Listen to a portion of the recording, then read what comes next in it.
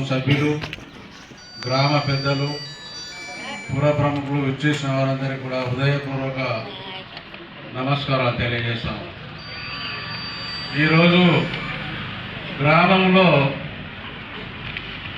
ఒక నూతన ఒరవడికి శ్రీకారం చుట్టారు అంబటి రవీందర్ రెడ్డి గారు. ఎందుకంటే గత కొన్ని సంవత్సరాలుగా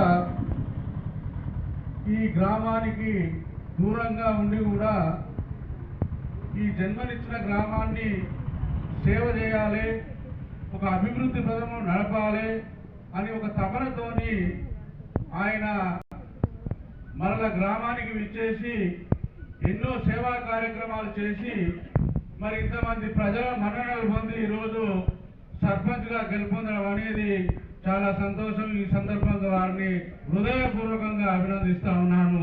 మరి ఇలాంటి సేవలు మీరు భవిష్యత్తులో కూడా ఈ గ్రామ అభివృద్ధి కొరకు, ఈ గ్రామంలో ఉన్నటువంటి పేదవారి కొరకు మీరు అనేక సంక్షేమ కార్యక్రమాల్లో భాగంగా మరి విద్య, వైద్యం, న్యాయం ఈ 3 అంశాలను పేదలకు అందించాలని, ఈ గ్రామంలో ఉన్నటువంటి వారందరికీ అందించాలని సందర్భంగా మిమ్మల్ని ఈ సభా వేదిక నుండి కోరుతా ఉన్నాను.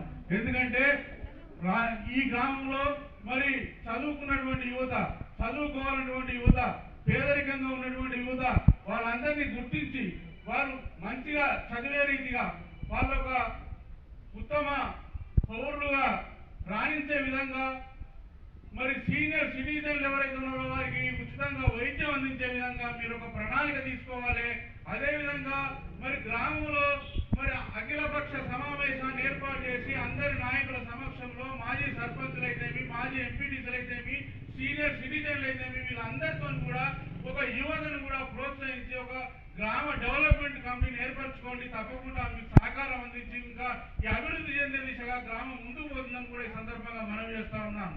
ఎన్నికల వరకే వర్గాలు, పార్టీలు, ఎన్నికల తర్వాత అందరూ కలిసిమెలిసి గ్రామాన్ని అభివృద్ధి పదంలో నడిపించుకోవడానికి మీ నాయకత్వంలో మీరందరినీ కూడా ప్రోత్సహించాలి, మీరందరినీ కూడా ఆహ్వానించాలి అని సందర్భంగా మనవి చేస్తా ఉన్నాను.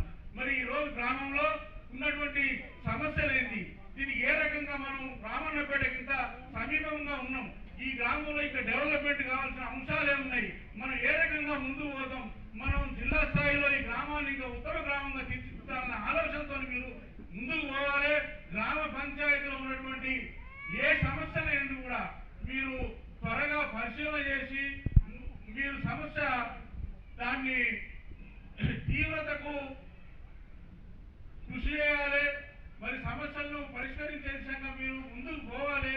మీరు కూడా వెన్నంటి ఉండాలి, ఈ గ్రామాన్ని అంటిపెట్టుకొని ఉండాలి, నిత్యం గ్రామంలో ఉన్నట్టే ఉండాలి. మీరు కూడా స్వతహాగా హైదరాబాద్ లో ఉన్నట్టు పేరు మోసుకోవద్దు. ఇప్పటి నుంచి 5 సంవత్సరాలు మాత్రం ఈ గ్రామంలో ఉండి పరిపాలన చేయాలని సందర్భంగా మీ అందరికీ నేను శుభాకాంక్షలు తెలియజేస్తూ నేను విరమిస్తా ఉన్నాను. జై తెలంగాణ.